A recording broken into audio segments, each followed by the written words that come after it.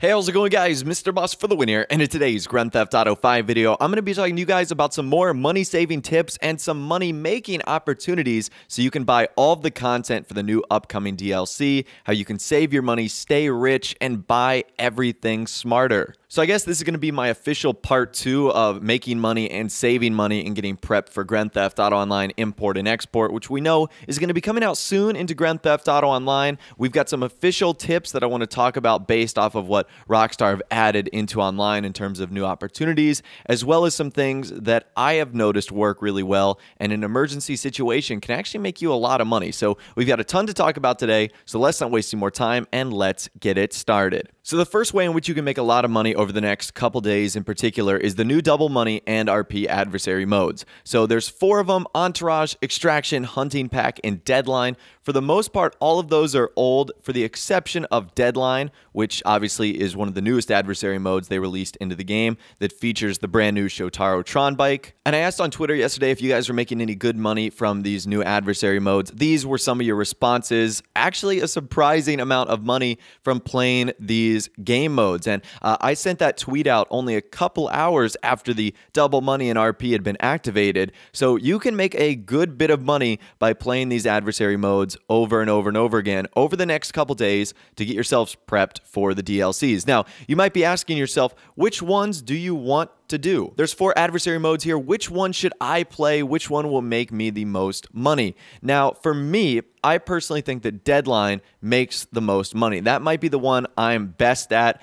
For me, Deadline is a game mode where you can jump in without a team and you can kind of just win on your own. So if that's the way you want to go about doing it, play Deadline. Hunting Pack is kind of interesting. If you're really good at driving and I guess pinning people off the road, you might want to try that because that's essentially all Hunting Pack is. You try and stop a car and then it essentially self-destructs. If you're a little bit better at PvP or fighting, you might want to play Entourage because that's all about protecting or destroying one VIP. So if you're good at combat and you're good at defeating other teams, maybe play Entourage. And then you've got Extraction, which to be honest, I don't have a ton of experience with. I think you're supposed to kill a president or a VIP or something like that. I don't know. My personal favorite ones are Deadline and Hunting Pack though. So I feel like a good combination of those will ultimately make you a lot of money. Now, one of the best things about the offer that Rockstar provided is that it is not limited to a playlist or it's not limited to any of the certain jobs. All of them are available. Every single Deadline, every single Hunting Pack, every single Entourage, it's available and you can do it and you can earn double the money and RP in those game modes. Now, if you absolutely just hate adversary modes, there's another thing you can do to make a little bit more money, and that is doing the CEO buying and selling crates. You're getting a, I guess, 25% better margin because the buying of the crates is at a significant discount. You're not getting double money and RP on that, but if that's something you want to do and compared to the adversary mode, you can. Now, the only reason I bring that up is because later today, we're going to be doing a really fun stream prepping for the update, taking advantage of a lot of the opportunities that are going on this weekend. So do stick around on my channel for that. That's going to be happening in a couple hours. Might be happening right now when you're watching this video. So stay tuned. I'll keep you guys updated on Twitter as well.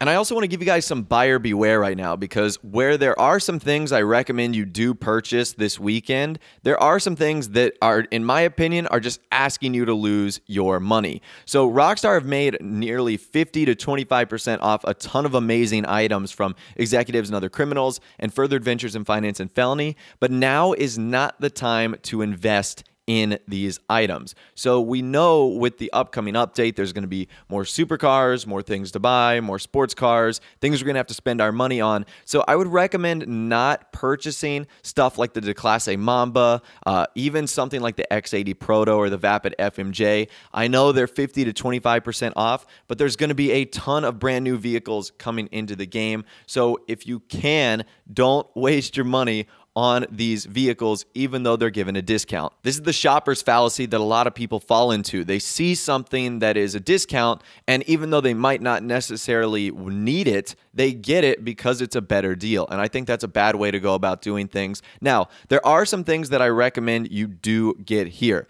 Number one, if you don't have an office, you should totally get one. 50% off. This is never going to happen anytime soon. And if you don't get the offices now, you're going to lose money money by the time the update comes out when you are forced to get one. And there's also 50% off the customization and all the eye candy of the offices themselves. So if you do want to take advantage of that, you certainly can. So now what I want to do is talk about 2 tips and tricks you might not know in order to kind of get some emergency money for this update if you are low on cash. So the first thing involves trading in your offices. So this is only going to apply to people that have an executive office and they have not the lowest one. So there's no way to sell the offices we have in game, but luckily the offices are something that we can trade down on and we can actually make money here. So let's say you are in the Maze Bank building or you're in the Arcadius Business Center and you have no money. What you can actually do is trade down to a lower tier office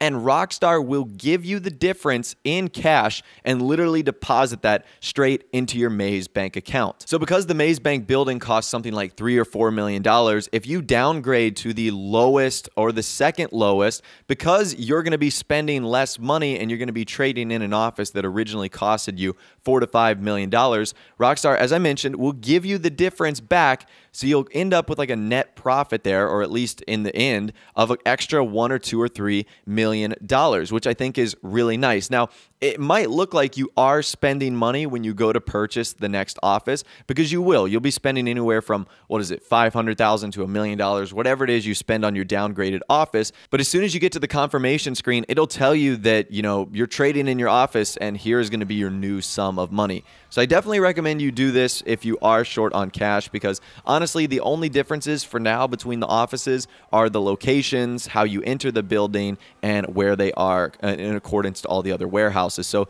that is certainly one thing you could do to make some bonus money in an emergency situation. And another thing you could do, and I forgot to mention this in my other video, sell your vehicles. The vehicles are one of the few things in game that you can trade in for cash. We obviously can't sell our yachts, we can't sell apartments, can't sell Pegasus vehicles, but we can sell garage vehicles. And if you know that you're really going to want the new Knight Rider kit car, or you're really going to want the new Truffade Nero, start selling your vehicles. It doesn't matter if they're old cars that you don't use or supercars that you think you're never going to drive anymore after this update. You can sell one car every 48 minutes, and if you're in a pinch and you're in a bind and you don't have a lot of cash, this is certainly one way you could go about doing it. Now, even though earlier I mentioned that apartments physically can't be traded in, here's a tip or a trick that you could ultimately use. So we know that we can have 6 total properties in the game. Well, 7, but one of them is a motorcycle clubhouse, and we know we can't trade that in. But what you can do is save one of your property slots for an apartment/garage combo, and then simply make the rest of them just garages. The garages are going to be super cheap.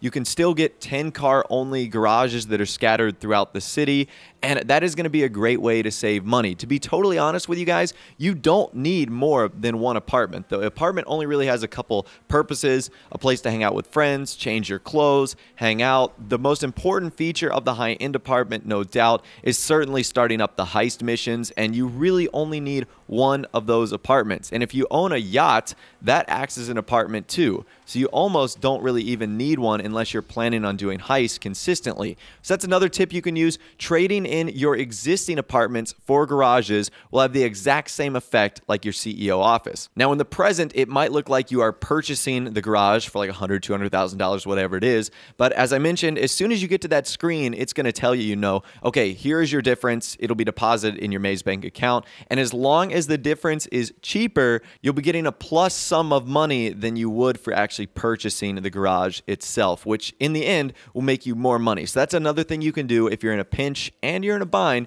and you kind of need some emergency ways to not necessarily get rid of your vehicles, but just sort of downsize them into a garage only platform. And speaking of vehicles, although I don't really recommend the premium races, this is something I did forget.